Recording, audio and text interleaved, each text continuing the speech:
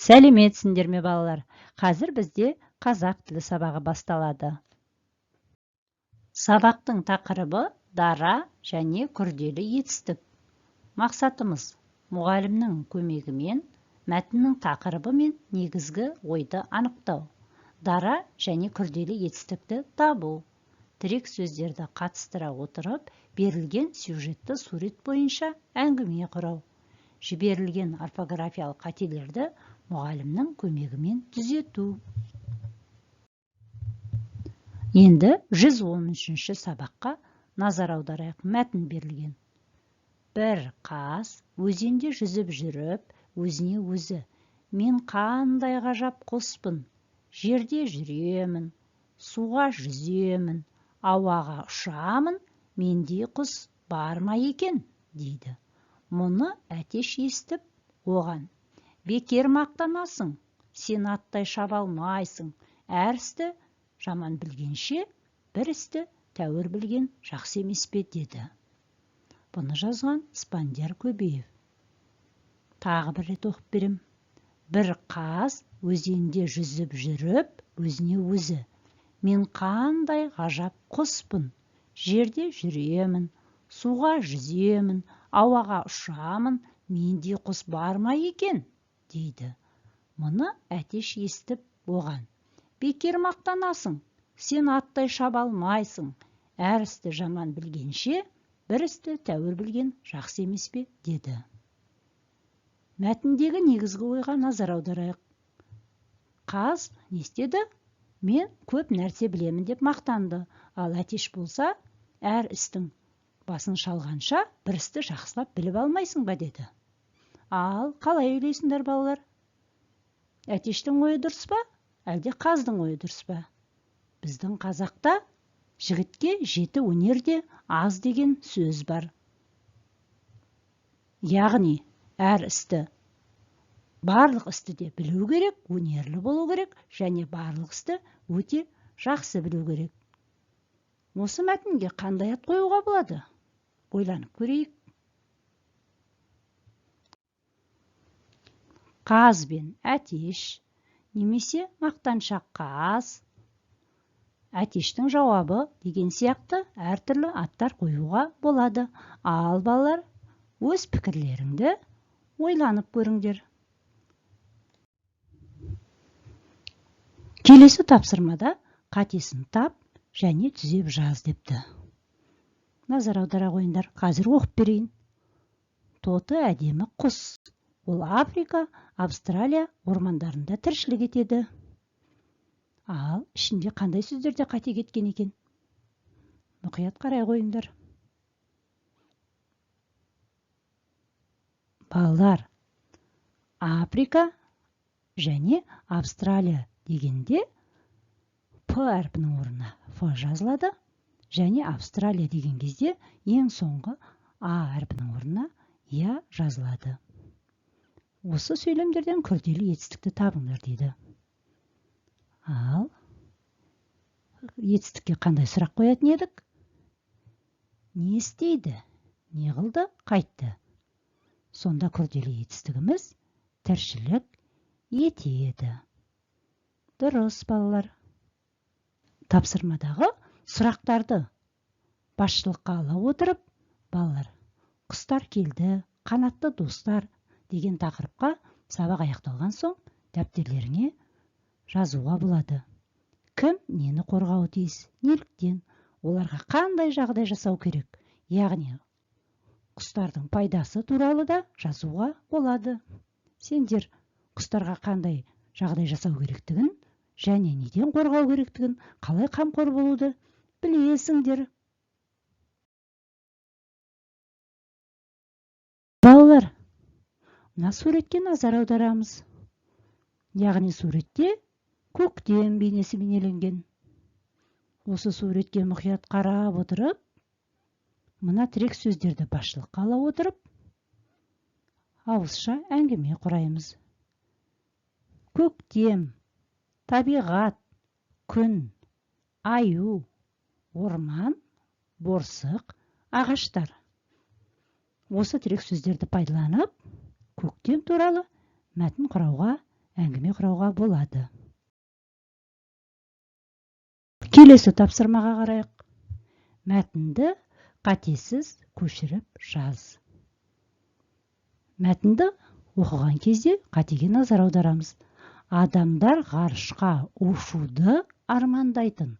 Бұл арман орындалды. Ғарышқа алғаш рет Юрий Гагарин ұшты.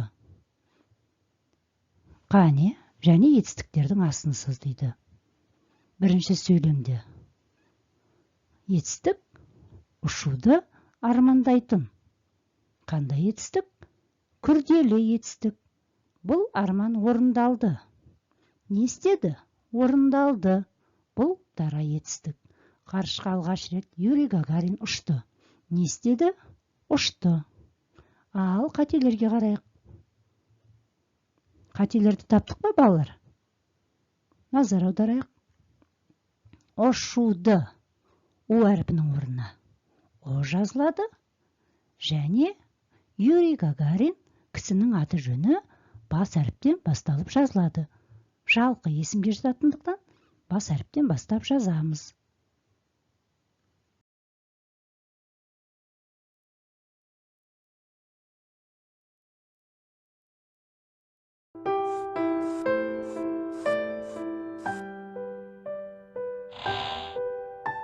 Дана!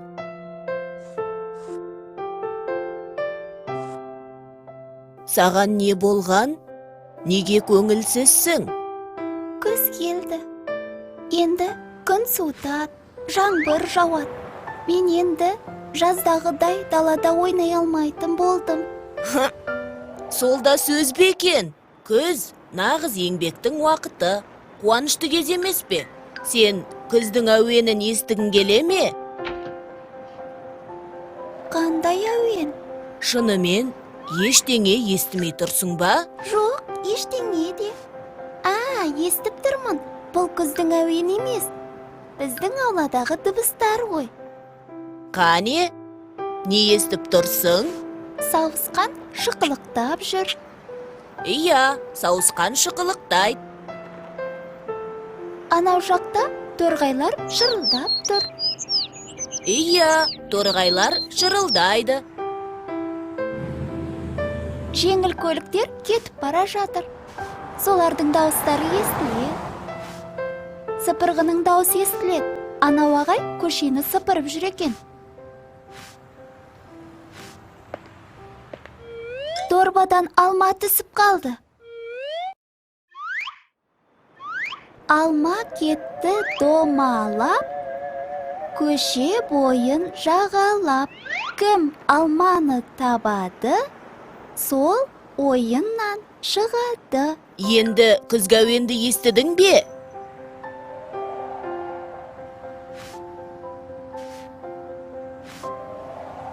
Иә, естіп тұрмын. Сен жаңа ауладағы әрекетті баяндағанда етістіктерді қолдандың. Иә, мен етістікті білем. Олар қимыл, іс-әрекетті білдіретін сөздер. Етістікке не істеді, не қылды, қайтты деген сұрақтар қойылады. Иә, дұрыс айтасың. Дана, есіңде болсын. Шықылықтайды, кетті, сыпырады деген сияқты бір сөзден тұратын етістіктерді дара етістік, шықылықтап жүр, кетіп бара жатыр, сыпырып жүр деген сияқты екі немесе одан да көп сөзден құралған етістіктерді күрделі етістік деп атайды. Вики үріп жатыр. Күрделі етістік.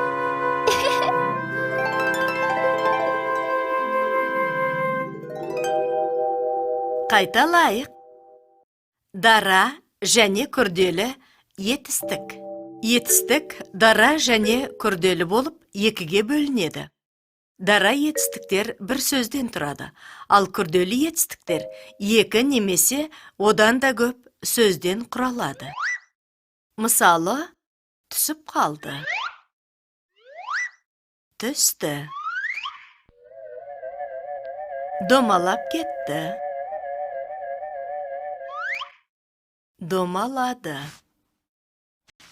сыпырып жүр екен, сыпырады. Сонымен балалар бүгін мәтінмен жұмыс жасадық. дара және күрделі етістіктерді таптық. Мазмұнды сурет бойынша, тірек сөздер бойынша әңгіме құрауды білеміз. Және сөздерде кеткен қателерді тауып, дұрыс жазуды білеміз. Бүгінгі сабағымыз өз мақсатына жетті. Енді үйге тапсырма. 42-ші жаттығу, 85-ші бет. Сөйлемдердің қатесін түзеп, көркем жазу. 44-ші жаттығу, 86-ші бет. Құстарды қорғау туралы біздің қанатты достарымыз атты шағын мәтін жазу. 45-ші жаттығу, ауызша орындау. Осымен сабағымыз аяқталды. Сау болыңдар балалар.